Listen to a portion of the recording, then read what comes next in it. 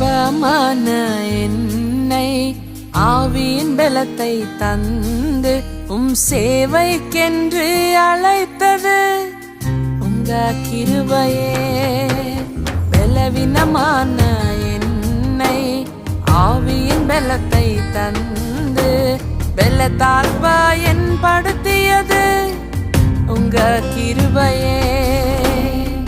அற்பமான என்னை ஆவியின் பலத்தை தந்து சேவைக்கென்று அழைத்தது உங்க கிருபையே. பலவீனமான என்னை ஆவியின் பலத்தை தந்து பலத்தால்